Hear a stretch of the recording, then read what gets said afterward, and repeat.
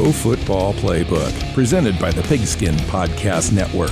Your source for team news, draft needs, player profiles and rankings, full Senior Bowl, Combine, and NFL draft coverage.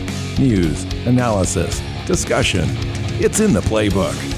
Now, here is your host, sports journalist Bill Alvstad, and featured analyst Keith Myers.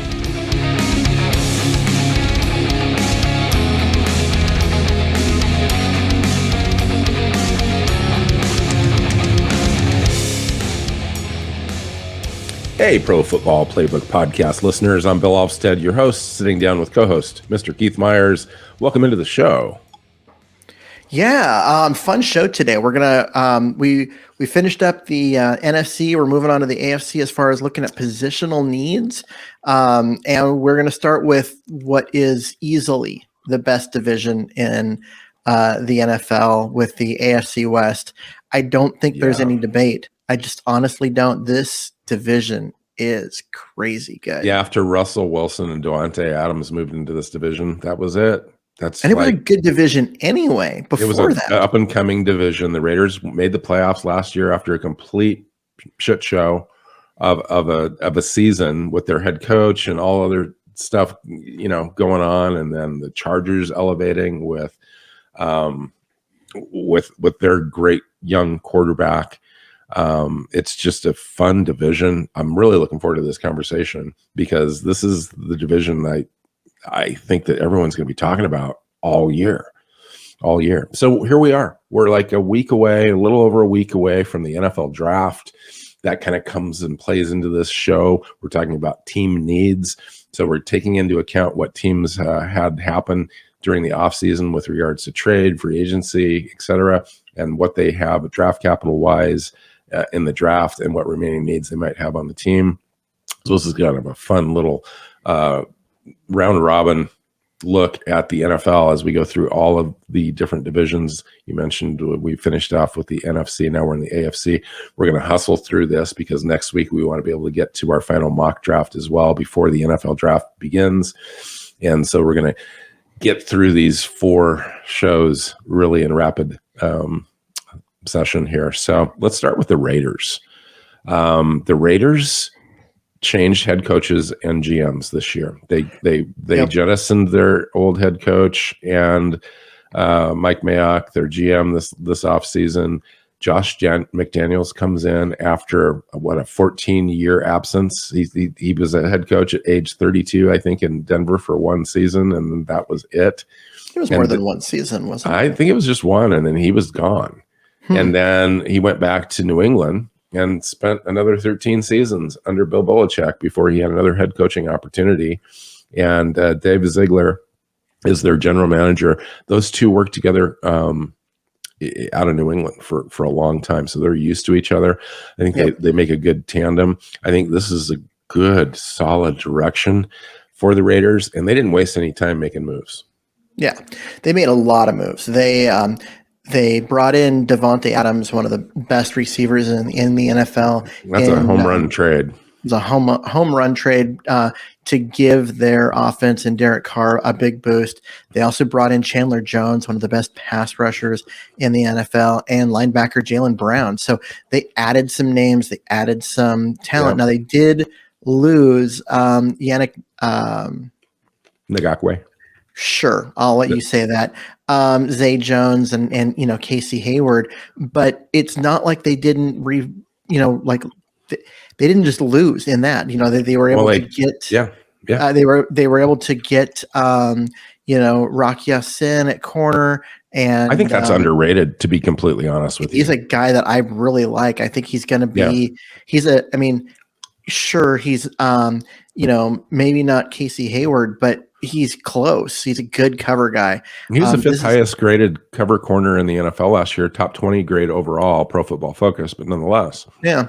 I mean, I just think that this is a team that loaded. They were already a playoff team despite the disaster that was their year in terms of off the field garbage with everything that happened, and then you add Javonte Adams, you add Chandler Jones, they recommitted to Derrick Carr. to Derrick Carr on a 3-year, $121.5 million deal, which is quite a commitment for him. But, he outperformed, I thought, last year a little bit. Got them almost single-handedly, I thought, into the playoffs. Yeah. Just really kind of took charge, led that team. And they gave him a contract that tells him that they believe in him. They got him a nice weapon in Javonte Adams. Now they paid a price.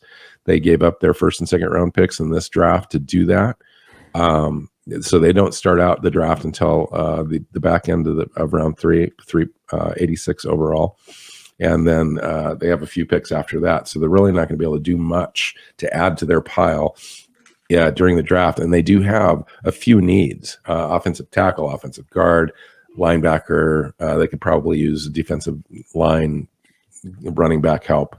What do you think about their opportunity in the AFC West to gain ground? Do you see them gaining ground? Do you see 4 teams possibly making the playoffs out of this division? It's the best division in football. And I know I already said that, but you could have a division winner and 3 wild card teams, because while they're going to beat each other up on their divisional games, they're going to feast on some of the other games that they play. And I could see it. I just think they might be the 4th best team in this division, and I think they could win most divisions if they were not in the AFC West. And I just think that this is a team that offensively, they're going to be tough to stop. I expect them to address the running back issue in the draft. And once they've got a guy that can carry the rock for him a little bit, that passing game is going to take off. McDaniels knows his stuff. And Carr and Adams are just going to be fun. Like, this is going to be a team that's going to be hard to stop. And then it's just a matter of, can the defense, slow anybody down? And I think they can. I mean, you got Chandler Jones in there at brushing the passer. He's going to create opportunities for interceptions on the back end, and he's going to ruin some opposing teams' drives with big time sacks. So I think this is a team that's going to win a bunch of games, even if they might end up as the 4th best team in that division. Yeah, at running back they do have Josh Jacobs. They've got, and then they've got Kenyon Drake, which I think is an okay tandem for them. I'll be surprised if Kenyon Drake holds on to any kind of job between now and the start of the season. It's hard for him, and he just has such an impressive measurables, and it's just, you kind of want to see a little bit more out of him. Where they're really going to struggle, I think, is up front at offensive tackle and offensive guard. At offensive guard, they just really have nothing. And then at offensive tackle, they've got Colton Miller and Brandon Parker at right tackle. I think they can upgrade their right tackle if they go into at 386 and try to maybe somebody like Abraham Lucas or somebody like that, or Braxton Jones out of Southern Utah or something would be there for them. They might consider that and at least give them a shot to replace Brandon Parker there. And then I think at nose tackle, they probably could upgrade in the middle there, but all around solid defense, really nice offense. I do think that, where they're going to need a little bit of help to overcome the Chargers and Kansas City and Denver is on the offensive line. So we'll just see what happens there. How about the Chargers? What an exciting team. What an exciting time to be a Chargers fan. Oh, yeah. The Chargers are fun because they were an offense that was absolutely unstoppable, but they lost a lot of games because their defense was just terrible. They couldn't stop the run at all, and they really just couldn't get off the field in any way. And they went out and added big-time players on defense. I mean, guys like Khalil Mack, who's one of the best defensive ends. Yeah, traded for Khalil. Yeah, Khalil. Yep. And CJ Jackson on the back end. This is a team that's they're going to be better on the defensive side of the ball, and the offense was just crazy good. And they've got 10 draft picks going into this. They're going to be able to. Even with the trade for Khalil Mack, they still have 10 draft picks.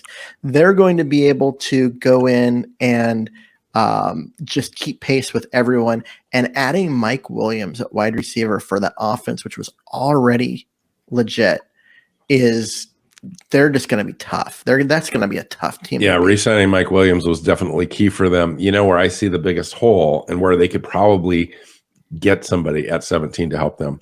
The team finished 30th overall defending the run in 2021. That's where it was a nightmare. They just couldn't stop anybody. They couldn't get anybody off the field. And so they did add Joseph Day there in free agency to kind of plug that spot. But if they were to get somebody like Jordan Davis at 17 overall in this draft, it would make that team. It would make that team. Devontae Wyatt would be kind of plan B for them, but really their eyes are on Jordan Davis. If he's there at 17, I think that's their pick. And that would solve so many problems for them. I agree with that, but I don't think they need to go that way if they don't want to, because if you're looking for a run stuffer, I mean, he's a guy with a tremendous amount of talent, can go, rush the passer, and you can move him around, and he can do so many different things. But if you're just looking for a run stuffing defensive tackle, you can get guys in round 2 and round 3 that can come in and start and be upgrades. So they could go offensive tackle. Yeah. Could go offensive tackle, and improve their offensive line and still get the defensive linemen that they need in order to make that defense better. I agree. I do. I agree with that. I think that might even be the best strategy for them. I just think they're enamored with Jordan Davis, but I do think like a guy like Trevor Penning would be perfect for them at 17 as well if he's there. Do you think Trevor Penning's going to last that long? Yeah, maybe. I don't. I think teams like him, but I think they still got a few holes in his game that need refining. I know that he's working with some offensive line coaches in this offseason to kind of tighten things up for him, but yeah, I mean, he's going to be in that range, like 14 to 18. Yeah. All right. Where do you see the Chargers finishing just before we get to the other two teams? What would it take for them to take this division? It would just take that their defense get better and they stay healthy. That's not a lot to ask. It's not a lot to ask, but that's how much I like their offense. And with Khalil Mack there to help their pass rush. If they can get a run stuffer in the middle next to him that can, help out, I honestly think they could be the best team in this division. Wow. I know. And you could make an argument. You could make an argument for any of these teams because the Raiders could do enough to rise up. We just have to wait and see. Yeah. I mean, the Raiders, like I said, they could be the 4th best team in this division. They could also, if they were in any other division, not any other, but most other divisions, they would be the favorite. I don't want to give them too much credit. I mean, they did limp into the playoffs. They were the last team. They were the 7th seed, in the playoffs last year. I just want to see it. I want to see it kind of come together with them. Devontae Adams is certainly a piece that's going to help them, but they did give up Yannick Ngakoue in free agency. But Chandler Jones is coming in, but Chandler's missed a few games. I tell you what, if Chandler's available all 17 games this year and has a great year, which is a big ask, but if he does, I mean, and then they hit on their one of their draft picks, I think that could really kind of help propel them. I just see them falling a little bit short this year, maybe next year. But the Chargers are our second team in the division here, possibly in 3rd place. And they are definitely a team on the rise that I could see come up. It's weird that you don't give the Raiders credit. They beat the Chargers. They were the better team by record. They beat them head to head to get into the playoffs. Yeah. And the Raiders did so despite all the offseason stuff. Oh, I know. Well, both teams are ascending. There's just no question. Both teams are ascending. I just think that the Chargers are ascending a little bit faster. Yeah, I'll give you that. And that's not even talking about the next ascending team in this same division, and that would be Denver. Yeah. Which is. It's crazy to think that this was the last place team last year, and came now out they're of being nowhere to be on this list. Yeah, now they're being looked at as a potential Super Bowl team. Yeah, first or second, best team in this division on paper right now before the draft, and they have a lot of draft picks. Yeah, first or second and they best have Russell team. Wilson. First or second best team in this division on paper, but where would you put them in the rest of the AFC? 3, 2, 1. I mean, they're going to be there. They're going to be in the conversation as a top 4 AFC team, I think. Yeah, when it's all said and done.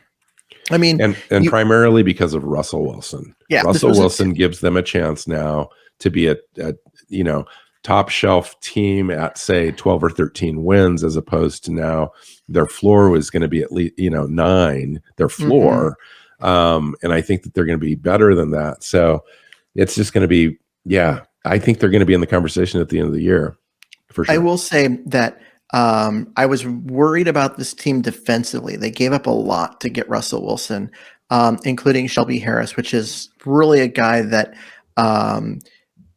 doesn't have the name recognition, but he was a huge part of what made that defense good. His ability up front, he was, run stuffer, pass rusher, just a very solid player up front, does everything well. And to lose him, what hurts. But then the whole disaster with the Dallas Cowboys and Randy Gregory meant that he landed in Denver's lap. And then they were turned around and able to get DJ Jones, a defensive tackle. And so I think that's underrated right there. I just look at that. I think the defense is going to continue to be outstanding. So you have Chubb on one side, you got Gregory on the other side. So you basically replaced Shelby Harris with Gregory. Now Gregory, mind you, has missed a lot of games. He's had some suspensions, entire year suspensions, because of issues, and then he's never really had a year where he's had more than 5 sacks. But that's not really his game. His game is shutting down the edge on one side and playing the run, and he does really well at that, and he can get to the quarterback. And all of the suspension stuff that from earlier in his career, this is a guy that has put his life back together. He's put a lot of time and energy into himself, into his support networks, into his community. He was a team leader, voted a team captain last year for the Dallas Cowboys. He is not the guy he was earlier in his career, who was always suspended and was a major problem. This is a guy who's changed his life and changed that part of him, which was part of the reason why he was so mad at Dallas when they added that thing into his contract, saying, if he gets suspended, they basically negates all of his, his guaranteed money and everything. Cause he's like, no, that's not who I am anymore. You don't need that. And it could be as simple as a 1-game suspension because of, a bad hit where he goes in high on someone, and they suspend him for, the league suspends him for a game, because then all of a sudden all of his guaranteed money is gone. And so he didn't want that and went to the Broncos, which didn't have that clause. Yeah, within 12 hours, Denver signed him to essentially the same contract without that language. Mm-hmm. So good for Denver. It was an opportunistic situation, and they took advantage. So Denver's go ahead. So Denver's got 8 draft picks, but they did give up a lot to get Wilson. They gave up their first round pick, their second round pick. They gave up the first and second next year. They gave they gave up Noah Fant, who is was a very good tight end. Shelby Harris, we've already talked about. And they also lost their running back in Melvin Gordon this offseason. And so this is a team, they need a tight end. They need a running back.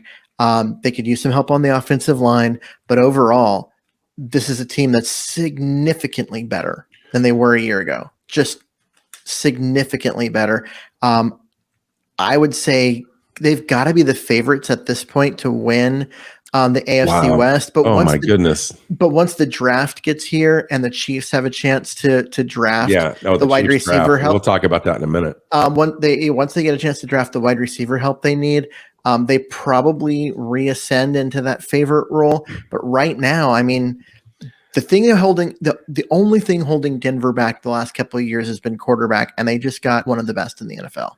So every game this year in the division game is going to be amazing, You've got Russell Wilson versus Patrick Mahomes 2 times a year. You got Russell Wilson and Justin Herbert going head to head 2 times a year. Derrick Carr, Russell Wilson, Patrick Mahomes. I mean, the whole thing is just amazing. And every week it's a storyline of itself. I think Russell Wilson just makes the difference with the Broncos. I think they're going to get him some weapons.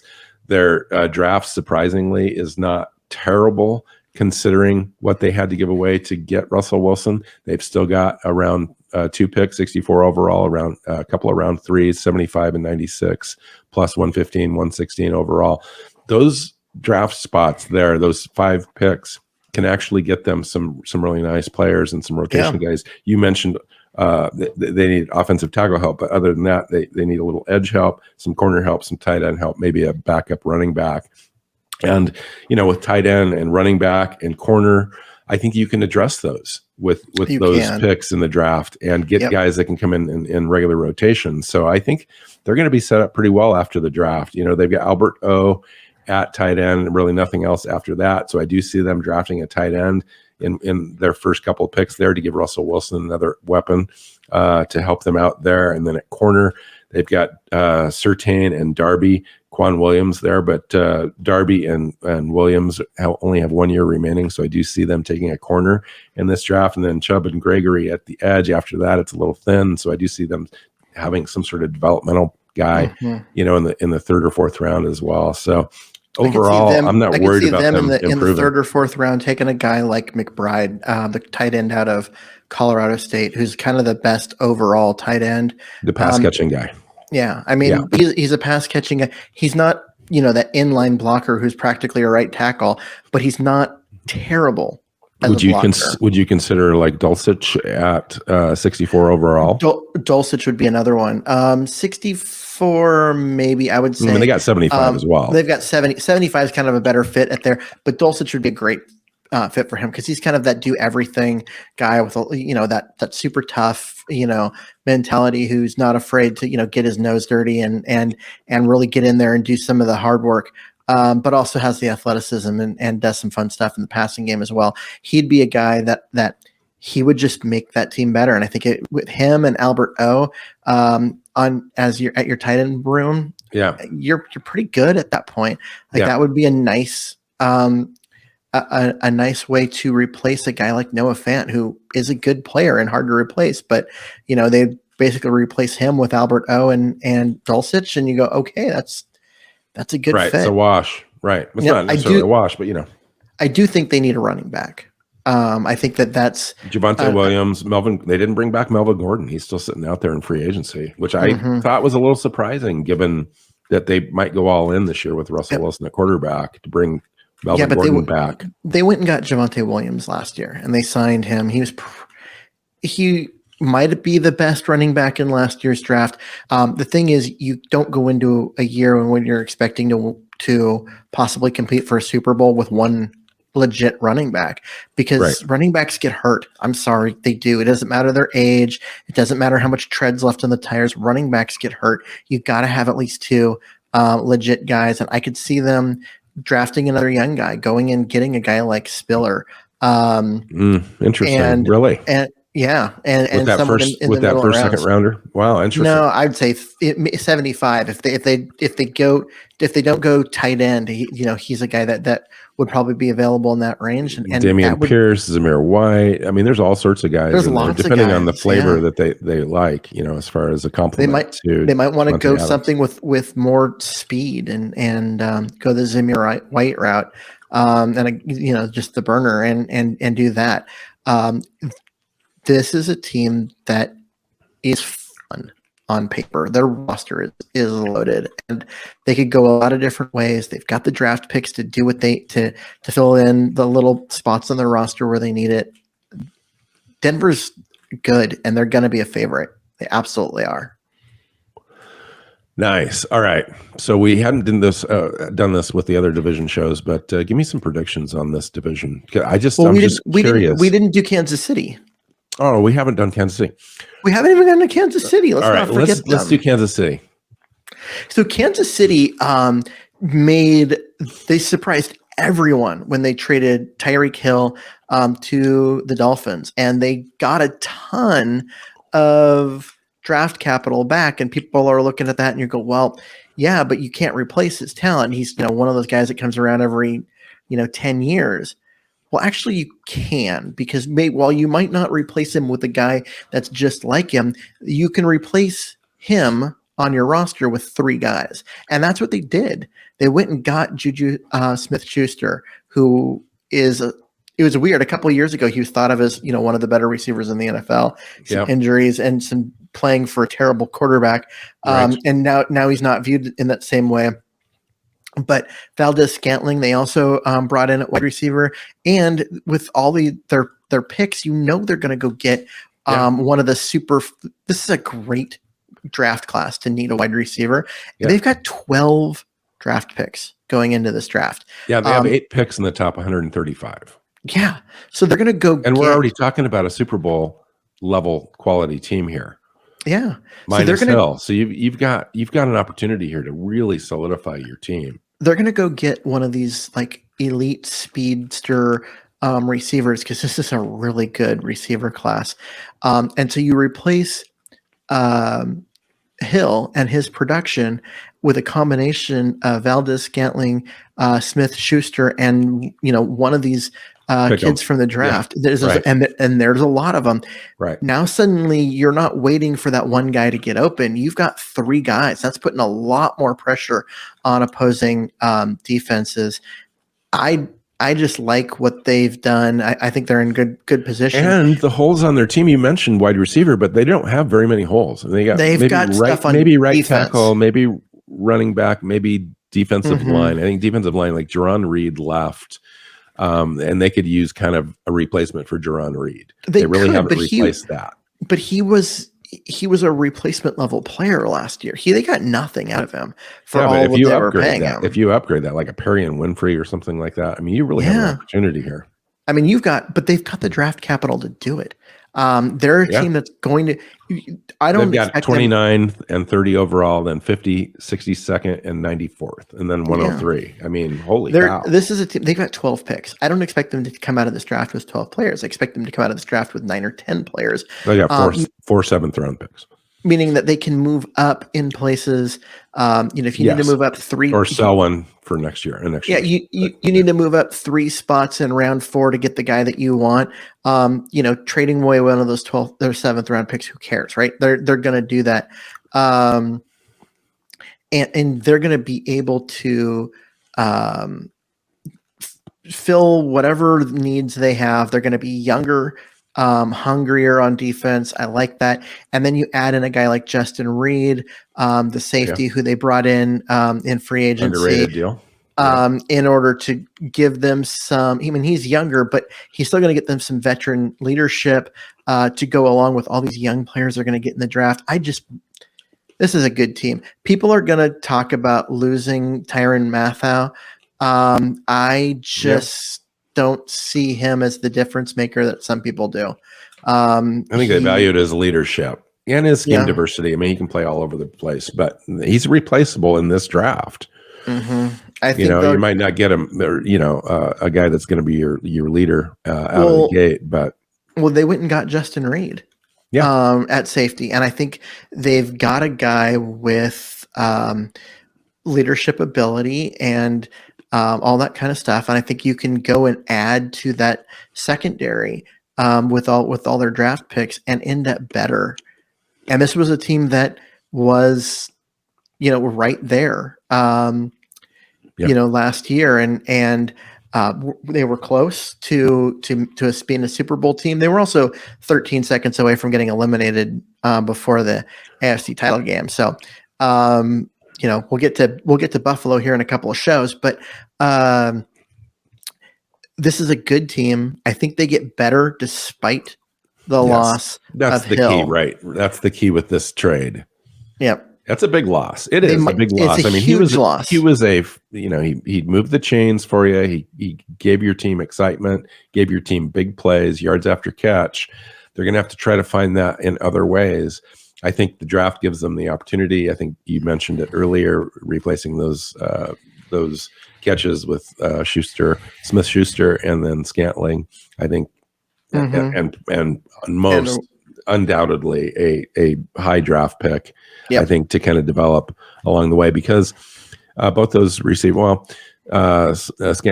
got a 3-year deal, but Schuster is there just on a 1-year deal. So I do see them choosing, somebody at 29 or 30 to come in. There's nobody on this roster that's as good as Tyreek Hill, and I don't want anyone to think otherwise, because it's Nobody simply in not the true. NFL is good. Yeah, I mean, he is an irreplaceable talent. But what they've done is they've diversified their offense. So instead of needing Hill to dominate for that offense to work the way it's supposed to, now suddenly you're going to have 3 or 4 receivers that are tough to stop, and teams are going to struggle figuring out how they want to attack this offense, because Schuster or Smith-Schuster, Valdez-Scantling, and whatever rookie they draft, you can't cover all of them. You can't double team them all. So what do you do there? And I think that it's different.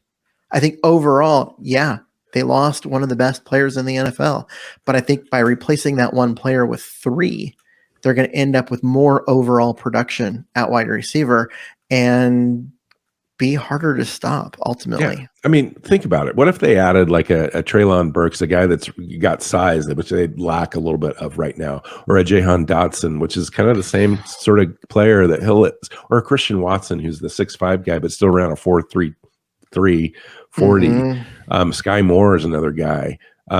There's so many options for them. I say every time we bring him up, that's the best name for a wide receiver. Sky Moore, man. Sky Moore. Yep. Yeah. Go up and get it. Yeah. So, I mean, it's just an embarrassment of riches again. Okay. So now that we've gotten through Kansas City, and thank you for making me get to them. I completely forgotten. Tell me now that Denver is the head of the class in this division.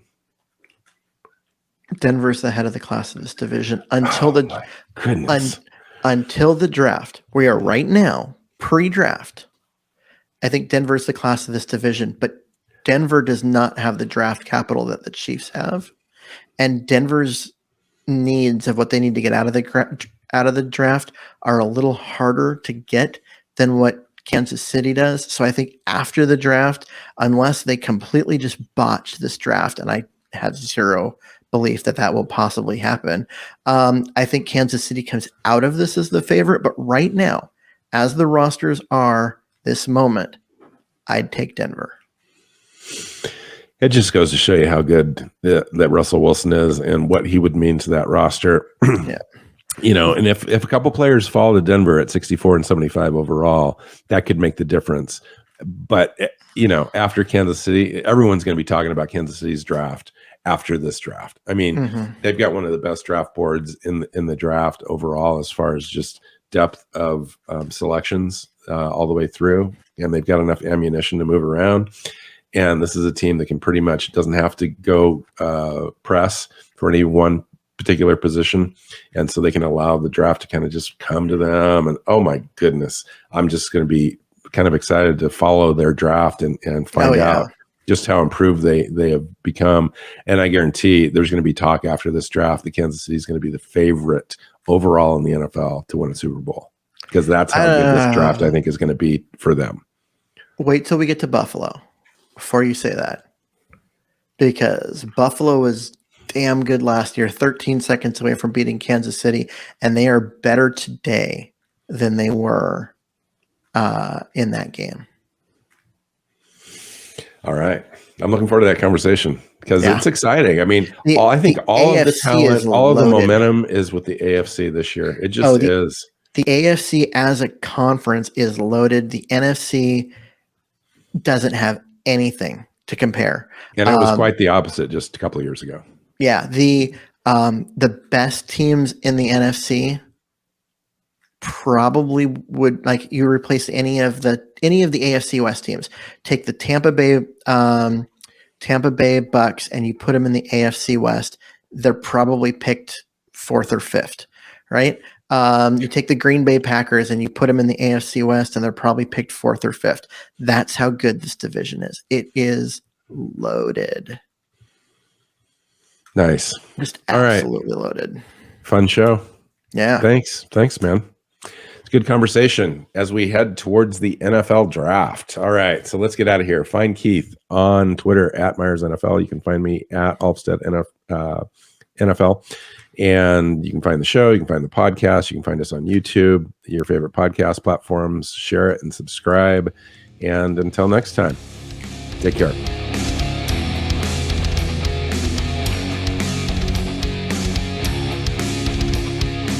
Thanks for listening to the Pro Football Playbook Podcast. Follow Keith at Myers NFL. Bill is at Alvstad NFL. The show is at PF_Playbook. Listen and subscribe on your favorite podcast app or YouTube and at our website, profootballplaybook.co.